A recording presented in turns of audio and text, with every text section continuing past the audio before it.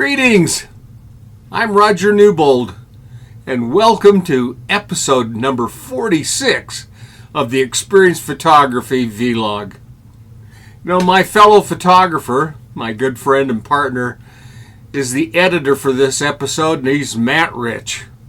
He's the man that approves everything that goes on, so he makes the whole project operational. Are you there, my friend? Gotcha. Excellent. I'm glad. In our most recent past episode, we observed that giving that extra little effort in pre-visualization was a well-endorsed concept. It allowed how to feel about a subject and become a more brilliant image. Today, we set out to find that our own light can become a glowing, dazzling, creative tool. We hope that this will allow you to see the things not as they are, but as they might become. Now, over the past few months, we have discussed many important points concerning our collective photography. I've heard quite a few squeaks, criticizing, well, that's just easier said than done. Now, as a teacher of all things photographic for the past 45 years, I've given well over 2,500 lectures and assignments to different students.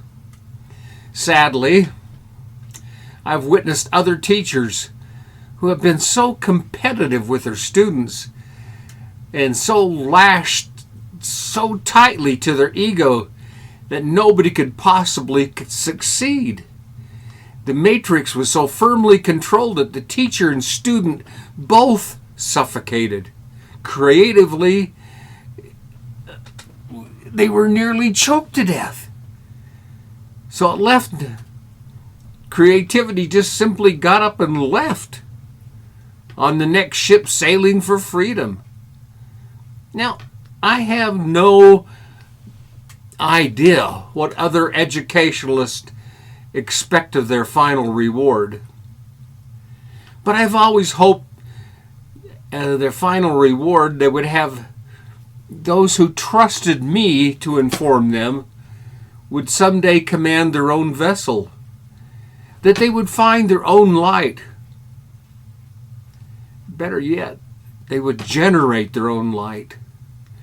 In the words attributed to Confucius, he said, "Tell me and I'll forget. Show me and I may remember. Involve me and I will understand." I sincerely hope that understanding has occurred. I do personally believe it has. And that these vlogs are another attempt to share the rewards with those who desire. Expressing oneself in the world and creatively and categorically are the same thing. Author of The Artist's Way, Julia Cameron, called these people shadow artists because they were living their lives haunted by what they could have become, and now realized it may not even be possible to know who you really are without articulating it out loud. Many of those that survived the, creative IV that we offered have now become my friends, and they've become my associates. And I thank you guys. One of the biggest joys in photography is the ability to share your work and your viewpoints with others. It can never be a permanent reflection of who we are. It only manifests who we are at this very moment. Hopefully, we are remodeling ourselves and or will continue to grow and change as we find the light. Lending, listening, learning, the 3 L's, builds confidence and character. An entire river of ideas flows through us daily. When we share our works and ideas, we are blissfully refueled and replenished. Subsequently, we may become the distributor of encouragement to those that we have engaged with.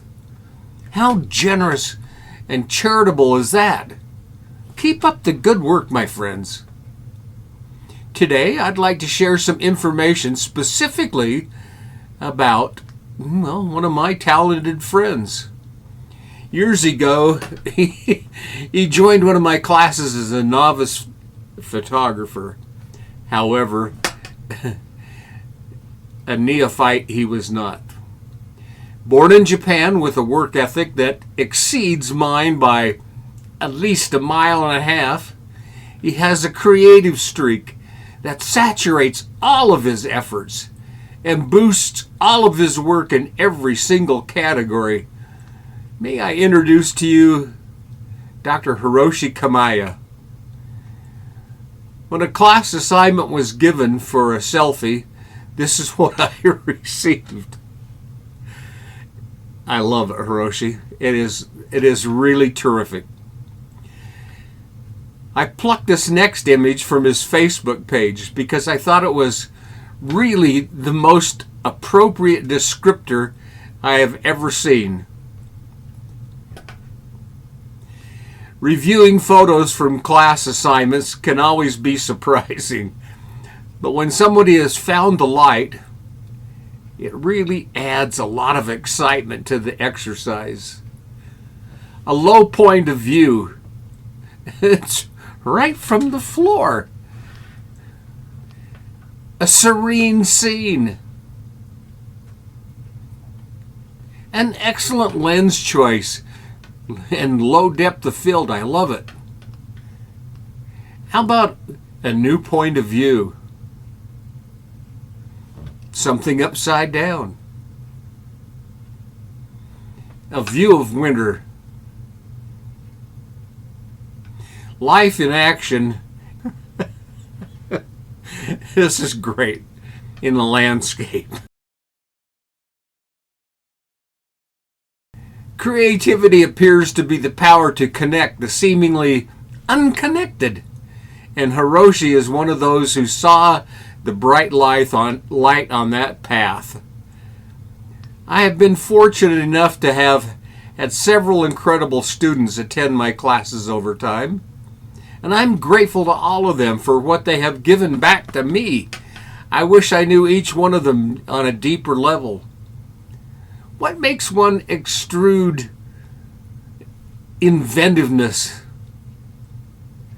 and another not try so hard? God only knows. Certainly I don't. Although I've spent hours, days, and sometimes weeks with so many, I cannot assume to know what the secret is within any one individual.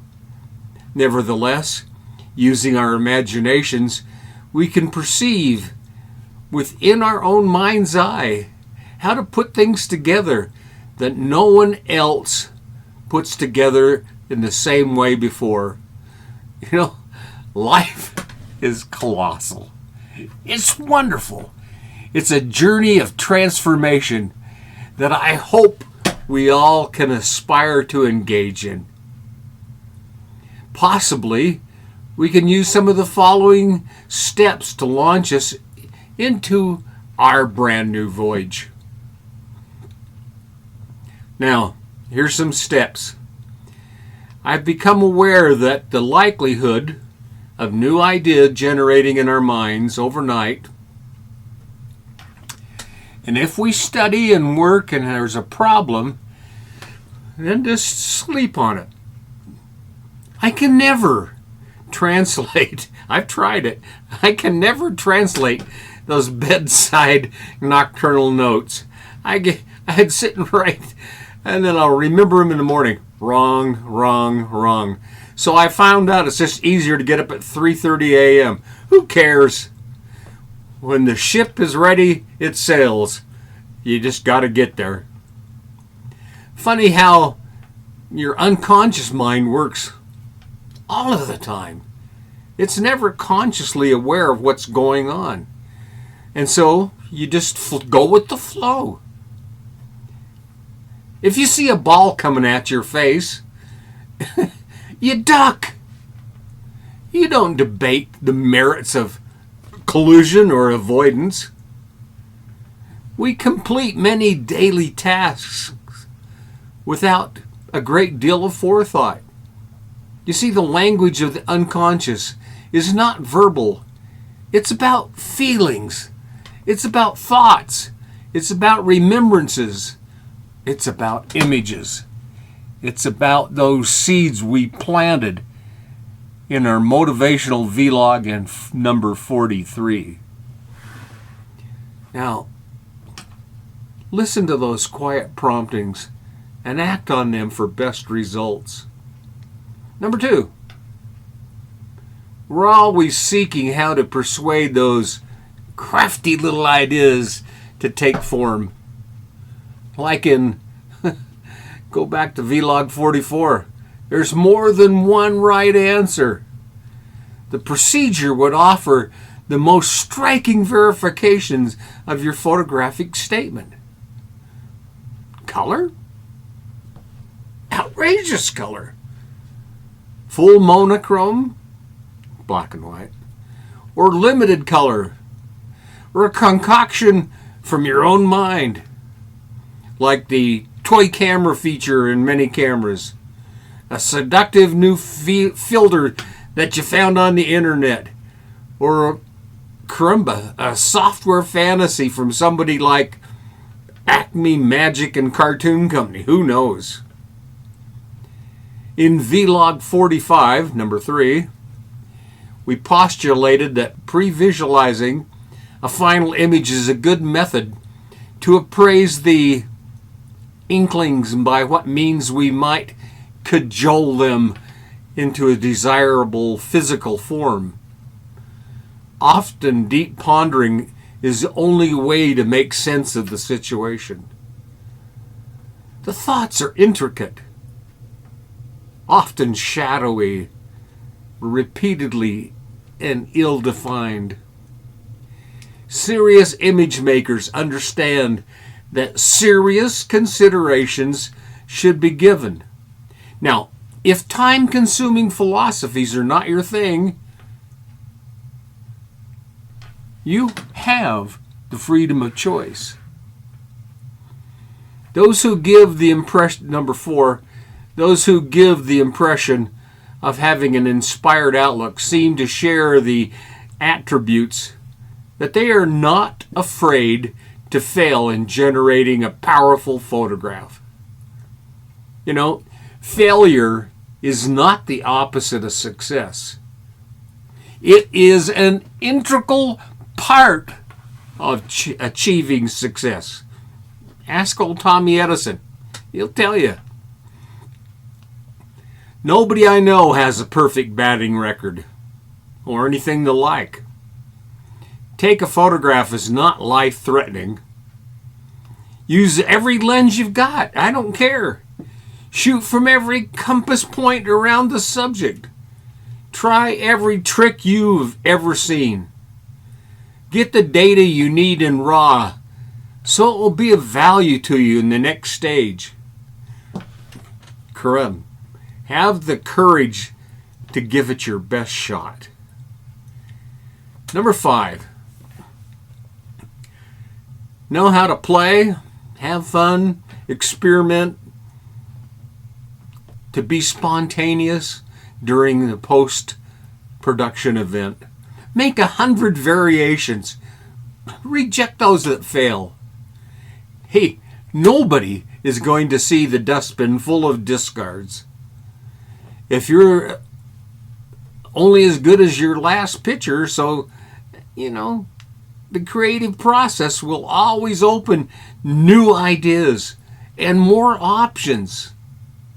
Make the process fun. It's got to be fun for you, and it's got to be fun for the audience. Number 6, don't crush the dream. Give the whole thing time to unravel itself. Interruptions during the event is the biggest killer of production. Try to have your fortress of solitude quiet for at least some period of time. There isn't a hope in hell of learning the subtle creative promptings when the band is blaring and the ship appears to be sinking. I saw that once in a movie. It didn't work there either. You need a delicate ambience, and it's helpful for the fantasy to begin. Fantasies speak the language of the wizards. 7. Don't get discouraged. If it takes you more than 5 minutes, you just can't rush fine achievements. I believe we're aiming for quality and enlightenment, not quantity of images cards filled, nor rolls of film exposed. And panic will not help you get the job done. Oh! Discouragement is the biggest gigantic waste of time. Everybody faces cycles in their creativity. You know, you're normal, 98.6 degrees. And don't let it eat you alive. If things happen, take a nap. Start again fresh. Enjoy the ride, my friends. It's supposed to be fun. 8. Fill your mindset with abundance. Yeah. Withholding and hoarding your work and all of your secret practices to scarcity and stagnation, it doesn't work. Working and sharing ideas replenishes your well. Holding back blocks that cherished flow of productive elixir that should be flowing through you. Now, author Rick Rubin, he reminds us that the recognition of the concept of abundance fills us with that hope and brightness of ideas, and that more ideas still await us, and that great work is yet to come. Each time we face that challenge, we improve our craft. 9. Practice. Yeah. Grab that camera hanging by the door. Get up, get off your butt, and shoot. Engage your senses. The photographer DeWitt Jones wrote, "Creativity is the ability to look at the ordinary and see the extraordinary." Check out some of Les's work. You've seen some here before. That requires practice and experience. Be out there daily. Please persist in your goals to sustain that dynamic energy. Well, if all else fails, we can always count on the great wizard. Gauge your success from this chart. Yeah. Are you half sunk? You got the little bit on top and a lot of testing and experimenting on the bottom? That's where you need to be. A lot of testing and experimentation. Practice, indeed. Well, folks, I see our time is up for today. I hope you picked up some new pointers, some new great ideas to credit more dynamic, luminous, and better quality photographs. If you found finding the light to be helpful to you, well, share it with a new friend. Subscribe. Tinkle that bell. Ask questions. And by all means, give us that big thumbs up. We'll close with Hiroshi here. Hey, just remember, a touch of magic is all you need. My friends, a tip of my hat to you. Until we meet again online, cheerio.